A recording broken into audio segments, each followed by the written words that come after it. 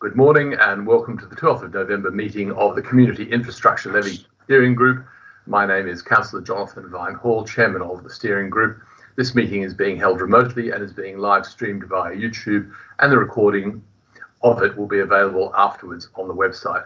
Councillors and officers are reminded to put their mobile phones on silent if they have one near them, and leave their cameras on and mute their microphones when not speaking, as this will reduce feedback and background noise and save bandwidth. I'll first do a roll call to check all the members who are expected to attend are present. As I say your names, if you could please turn your microphone on and confirm you're connected. Councillor Christine Bayliss. Connected. Councillor Kevin Dixon. Yes, here. Councillor Doug Oliver. Yes, here, connected. Councillor Sue Prochak. Yes, I'm here. And myself. Officers who are joining us today will be Robin Venard, who is due to arrive soon, Ben Hook, Director of Place and Climate Change, Jeff Pyra, Planning Policy Manager, and Ben Yates, Planning Assistant. The Democratic Services Officer today is Julie Holland. Those members wishing to speak, if you could indicate in the chat facility, I would appreciate that. Let me just get myself set up here properly, thank you. And Robin Venard has now joined the meeting. So I don't think we have any apologies for absence, Julie. And I don't think we have any. No, there's none. I don't think we have any declarations of interest. Do we have any? No.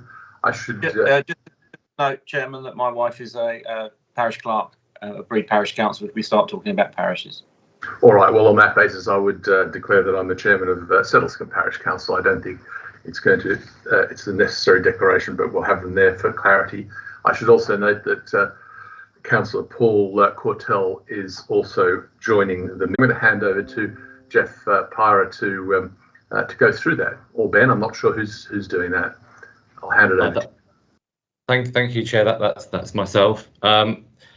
So firstly, so this is the fourth meeting of the SIL Steering Group, but as you'll be aware, it's my first meeting now that I'm the Planning Policy Manager.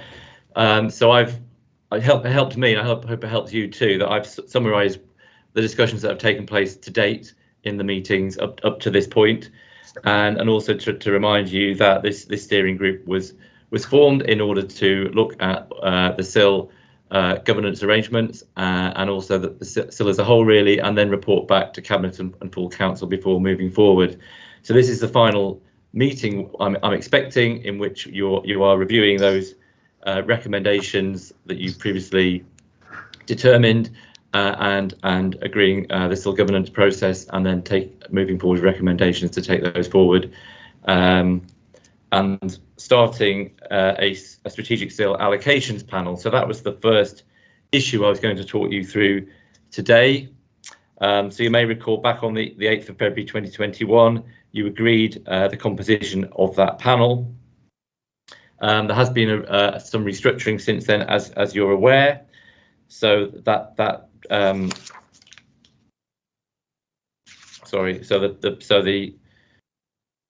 people on the council on that panel slightly changes. So the recommendation is that the SIL allocations panel is set up with a composition of the Cabinet Portfolio Holder for Strategic Planning, the Cabinet Portfolio Holder for Finance and Performance Management, the Cabinet Portfolio Holder for Economic Development and Regeneration, and the Chairman of the Overview and Scrutiny Committee and the Chairman of the Council.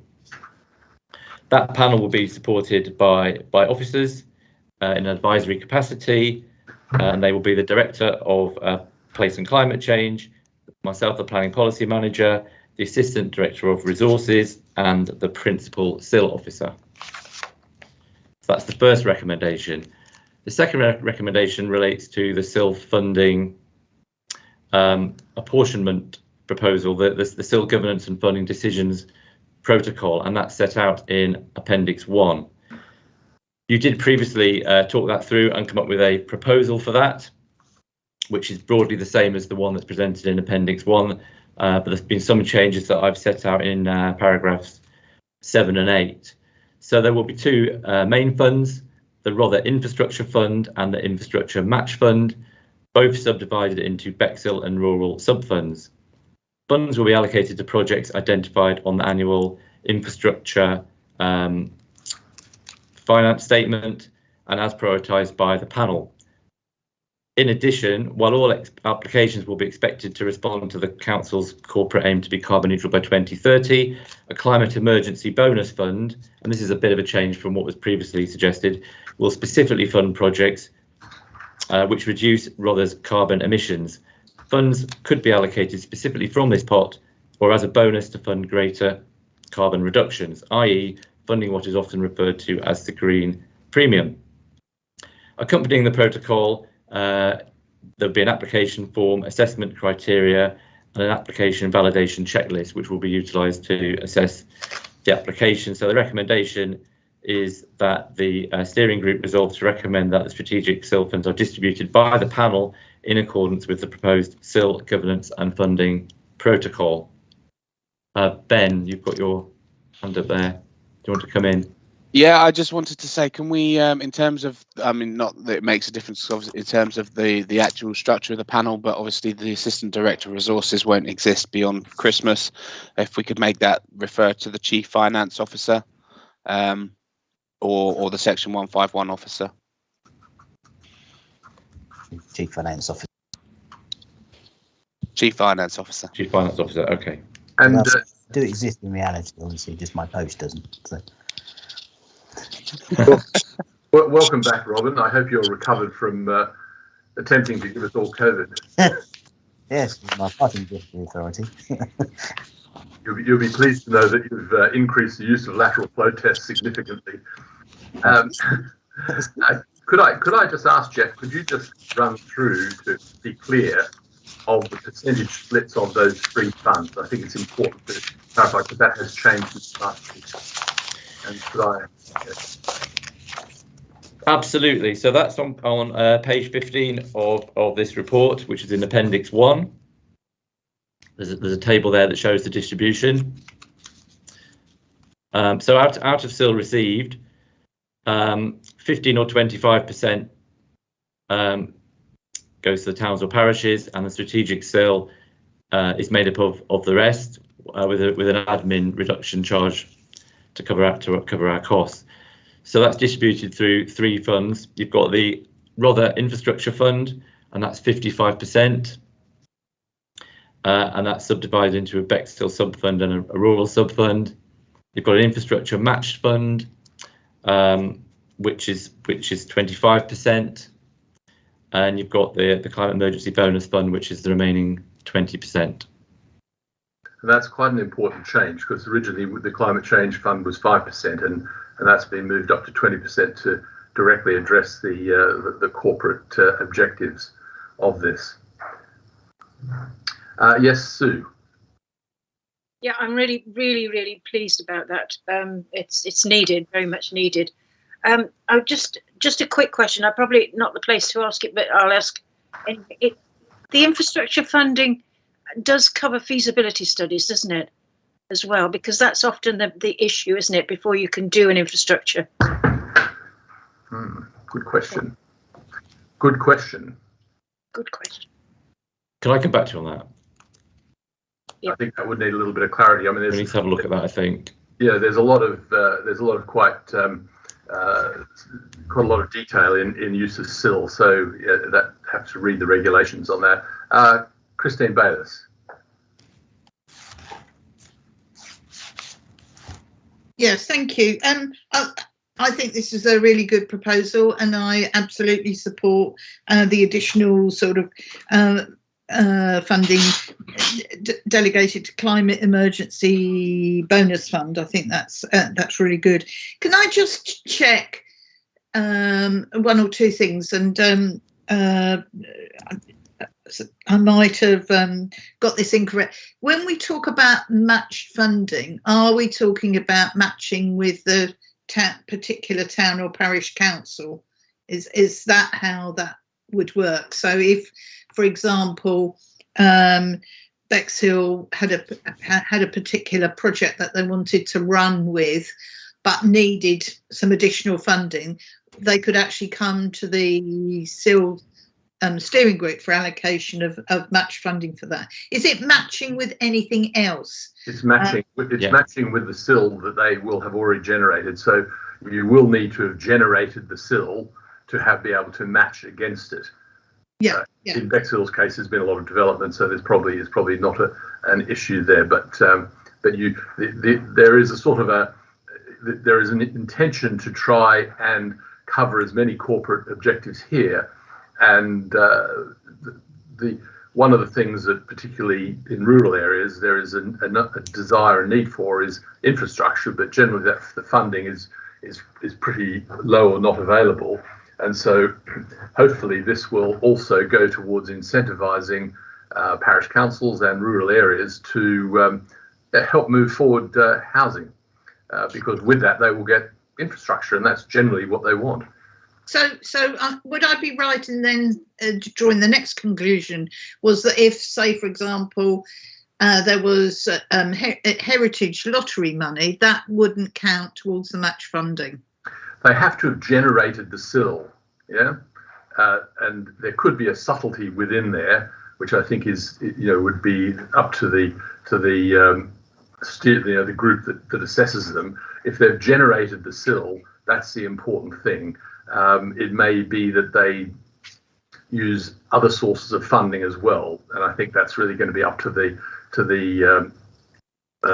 committee that assesses these to really understand that. So there is some flexibility there. I think that's the point, Christine. Okay. Yeah, can I just add to that? I mean, SIL doesn't necessarily, in terms of the infrastructure fund, that doesn't necessarily have to provide 100% of the funding for the project. We might well be providing some top-up funding to enable something to happen, but it could fund 100% of the project. Whilst with the match fund, it is looking for a commitment from the infrastructure provider, the parish or the town council in many cases, to have 50% of that funding from elsewhere.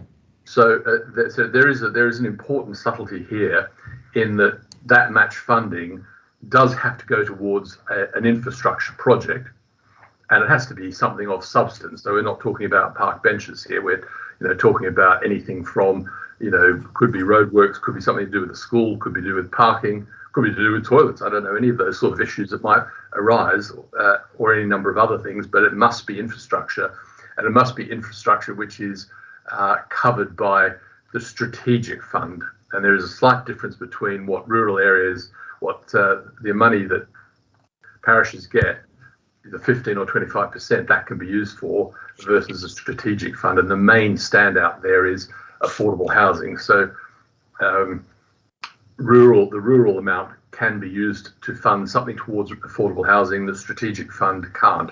So when they get that match funding, it's got to be something which aligns with the guidance on strategic funding. Is that correct, Jeff? Yeah, that's right. And I just got one other question for the minute, and that talks about the infrastructure, including sort of like, for example, East Sussex County Council and additional school places, or potentially additional medical facilities or GP places.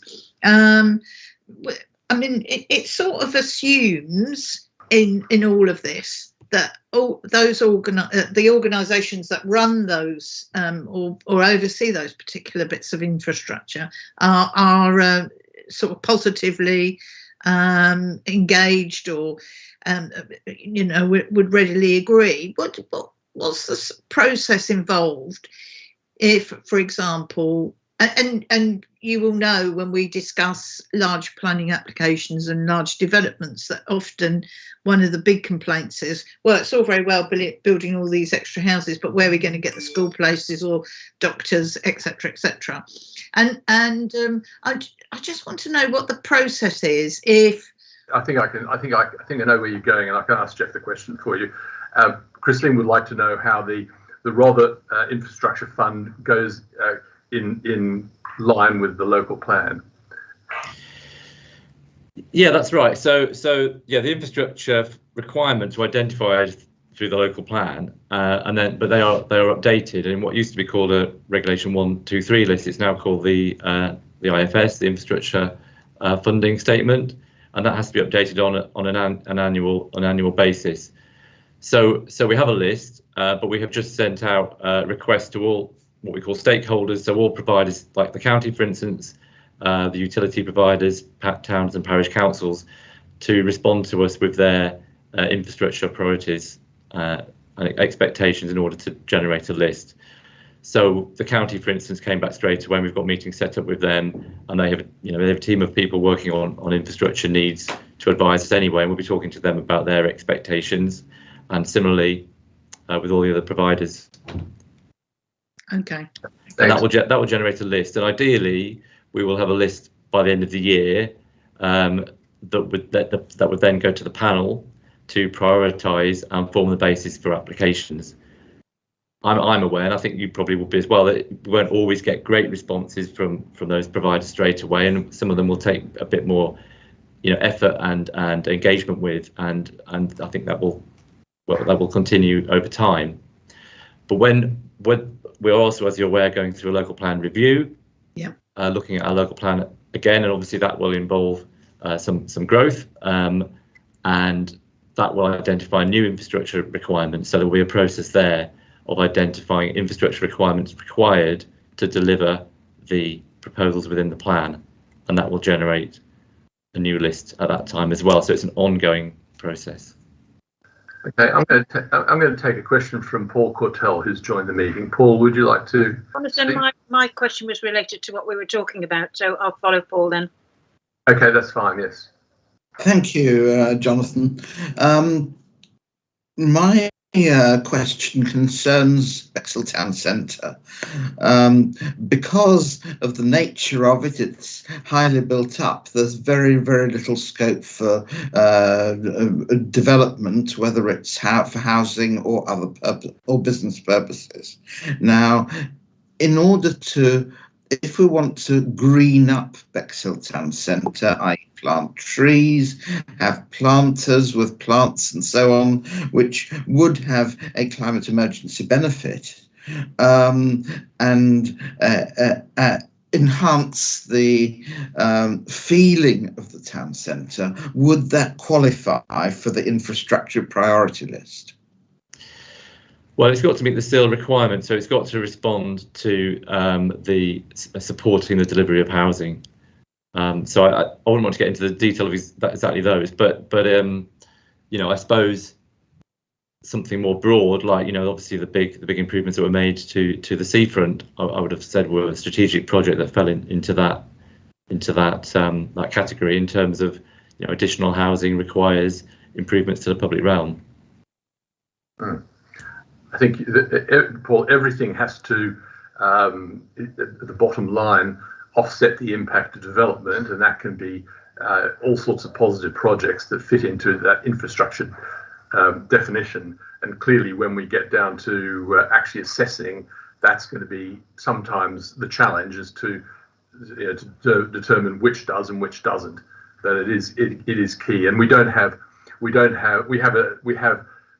some discretion, but not complete discretion, because we are driven by the infrastructure regulations. Sue. Yeah, I just quickly going back to the 1, 2, 3 list that we had. I always criticised it because it was didn't really embrace what the parishes want. But having said that, the thing that I used to worry about is the East Sussex County Council and preschools and nurseries, because often they are run by charities, and so somehow or other, their East Sussex County Council don't have much of a focus on preschool places. They kind of have a rough idea, but I just want to flag that up as a bit of a health warning for East Sussex County Council. Thank you. Yeah. And I think the key is, and the subtlety of the change in the plan going forward, is that we're looking at what the needs of Robert is first and foremost, as opposed to other people's needs first and foremost. Their needs for us as our needs for us, as opposed to their needs for us. And this will fall out of the discussions that Jeff's having with the various infrastructure providers. One project that was approved which was along, I think it was along Barnhorn Road with East Sussex County Council. It was in the first round of SIL. So that was a typical example. London Road. London Road, yeah. London Road, yeah. So that was a typical example of working with an infrastructure provider to deliver something which was consistent with the local plan. There we are. I think Jeff, you've done a really good job on this report, and we've had a lot of discussions offline, if you like, to just sort of refine it. And we're now to the point of saying, are we happy to take this to, I think, does it go to Cabinet first and then to full council? Yes. Do you want to say something? Yeah, thank you, Jonathan. I recall a meeting that we had in 2019. The whole of the SIL was shrouded in mystery, and we've done a tremendous job as members with officers to bring us to this position that we're in. And I think it can only bear well for the residents of Rother, the towns and parishes, in order to be able to create opportunities to improve everything that's out there. And I think we've done a really tremendous job. And I'd acknowledge Jonathan the lead in this, because we started to ask questions, and we've got to where we are. So thank you very much, everyone. And I appreciate all the work that officers have done. Great job. Thanks on that. Sue. Just echoing that, Doug, totally. And thank you, Jonathan. Just a quick one for Jeff is on Appendix D, which is about the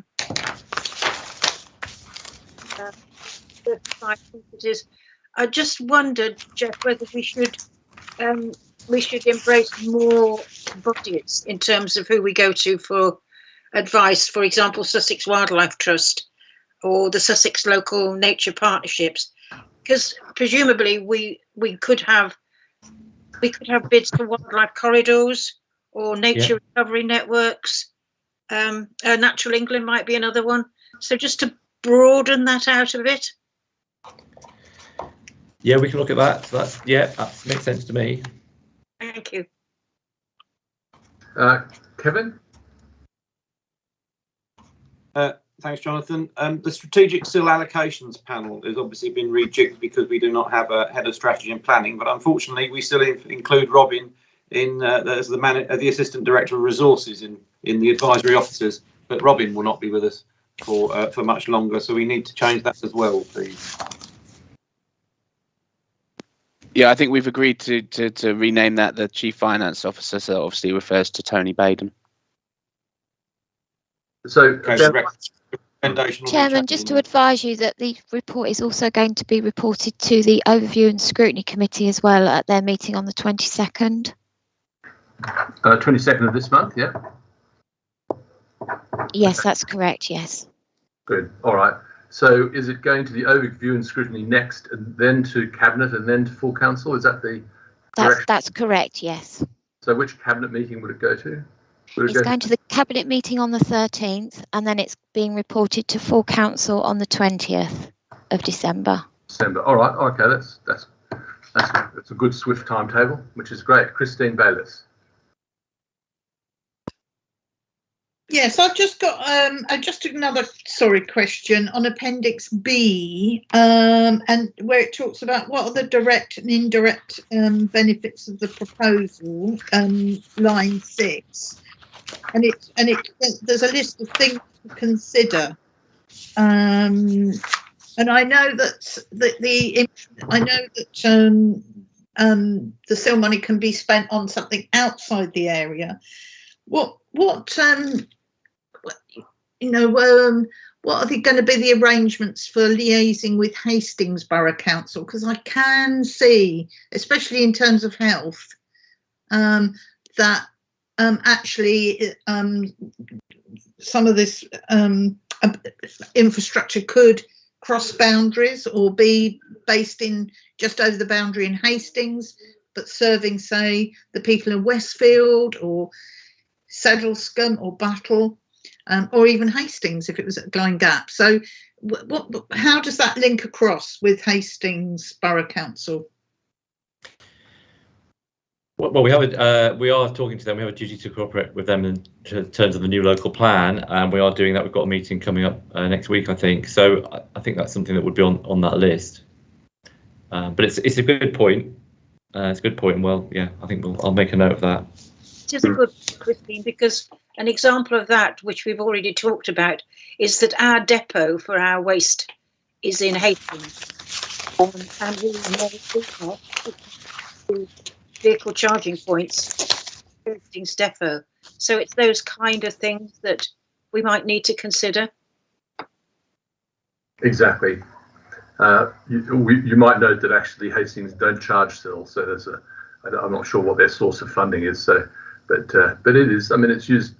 It's whatever offsets the whatever infrastructure is needed to offset the impact of development, and that's the point. And they are the big projects, the really big projects that should come out of the local plan. Having said that, I think it's always been acknowledged that the SIL that will be generated will never cover all the projects that are potentially needed, and the SIL collections have been much slower. Well, they're proportionate to the rate of development, and they have been a lot slower than originally predicted. But the funds are there, so things can start to be done. Any other comments or questions? Any other thoughts by the officers? Jonathan, on that point, maybe we should revisit the work of the housing steering group, which was done in the previous administration, because one of their action points was to actually get a meeting of trying to kickstart these stalled sites. And I don't know what plan Ben has in his head for that, but there are so many stalled sites.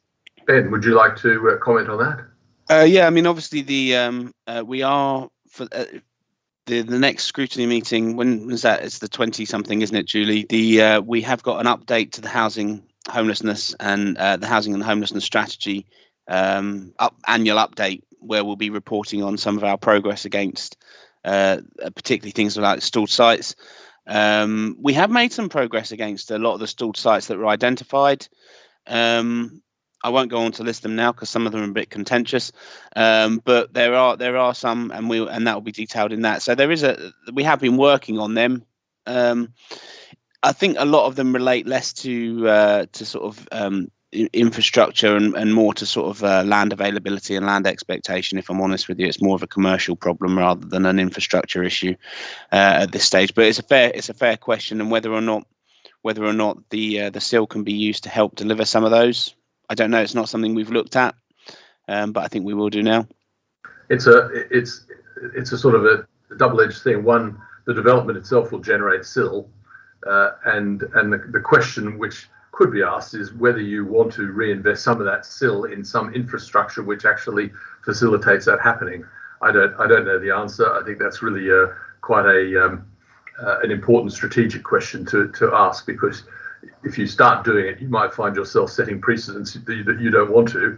But then again, if you want to release some sites, providing some facilitating infrastructure might be a way of releasing them. Yeah, I think it's a delicate balance between sort of, land value should be based on residual value. So what does it cost to build a development versus, minus what it costs to, what you earn out of it, and whatever's left over should be effectively the land value.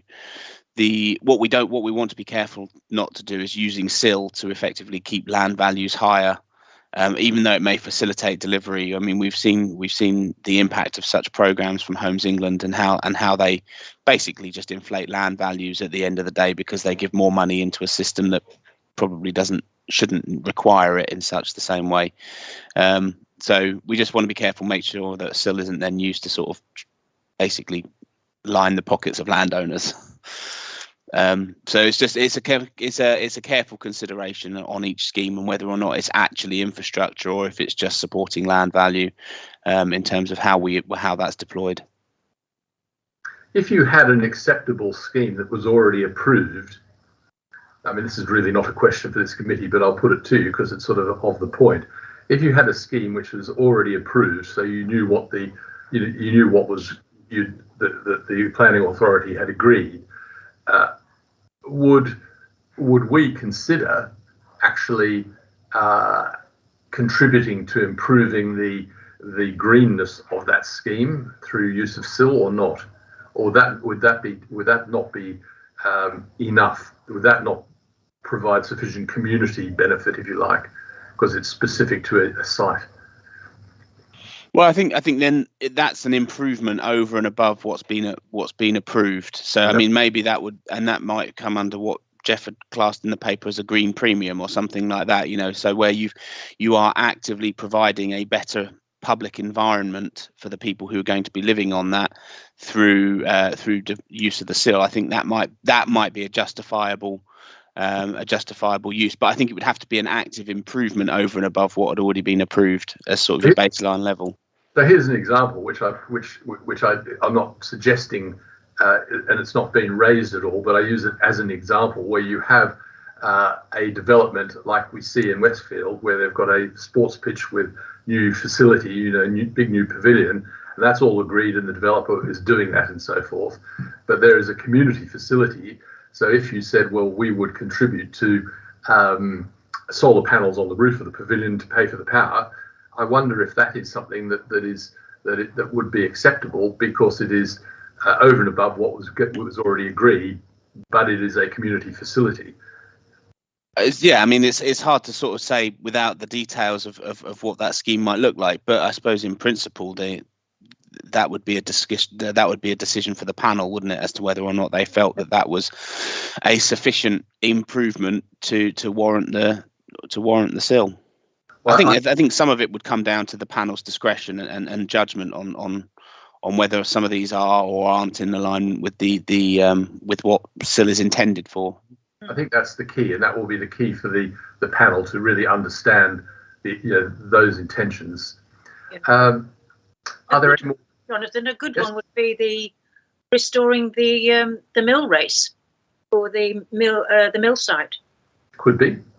I think I think there's going to be some really interesting discussions.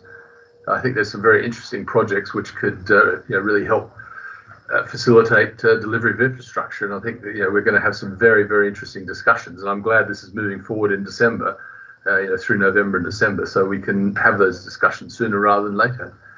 Christine. Yes, I was just going to say, would you like me to move the recommendation? Well, I'd be very happy for you to do that. Would you like to move that? I'm happy to second it.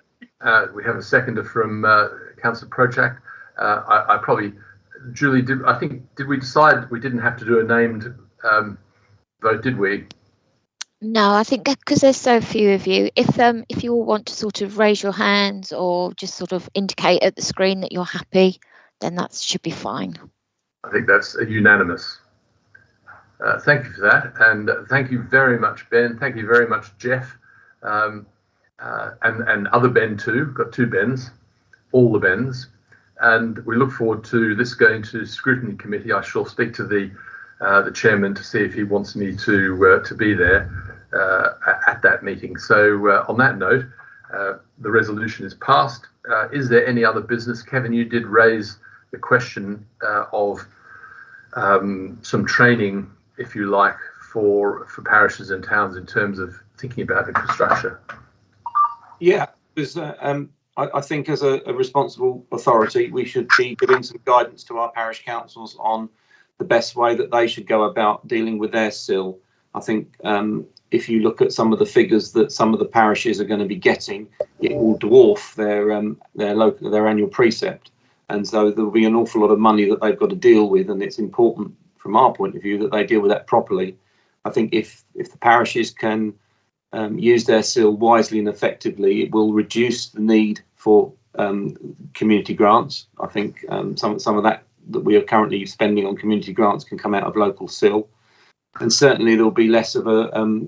It will mean that our sill that we use at Rother could be very strategic if the parishes can use theirs properly. And it's a bit of a daunting prospect for them. They've never been put in charge of quite so much money and responsibility, I don't think, for things that they're not necessarily responsible for. So I think. Do you want to have a discussion with Battle, because you've been doing some work with them on this, and perhaps if they're willing for you and them and perhaps myself and Jeff to get together and discuss how a protocol or discussion might be put together. Yeah, I think that's excellent. I mean, there's, of course, we're going to have a big job with Bexhill, who are going to get in a lot of SIL money, a brand new parish council. We've got an awful lot to deal with apart from this as well. So I think some sort of protocol and best practice will be a good idea. So yeah, I'm quite happy to do that with Battle, who have done a lot of good work and are well on top of their issues, because their SIL is going to be in the region of £1 million. So they've got a lot of money to spend. Sue? Yeah, I think that's a really good idea, Kevin. If you could outline the protocol, that would be good for training. And Julie's here, so we can actually put that down in our work programme to do some training on that. The other thing I was going to mention, not that it's going to raise huge amounts of money, but it actually will help community grants if we get our lottery going before soon. Because what with the system of the lottery we've got, it's actually benefits local groups like the Scouts and the Guides and people like that, because they actually get some of the ticket money.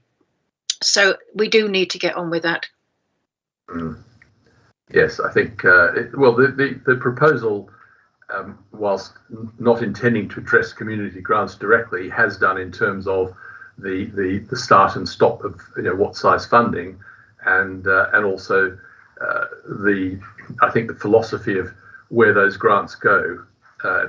First, if a parish council has the ability to raise the funds via SIL or in other methods, then it perhaps leaves the community grants for other organisations that don't have the ability to raise funds. And they're the sort of questions I'm sure the grants panel will be looking at. It's not for this panel. If everyone is happy with that, do the officers have any other questions or comments they want to make? Jeff or Ben? Robin? No, thank you. No, I haven't. No, thank you, Chair. Well, that's good. Well, it's been a nice tight meeting. It's 20 to 11, at which point I'll say thank you for everyone and close the meeting, and everyone will be able to go to their next meetings a bit earlier. So thank you very much. Goodbye.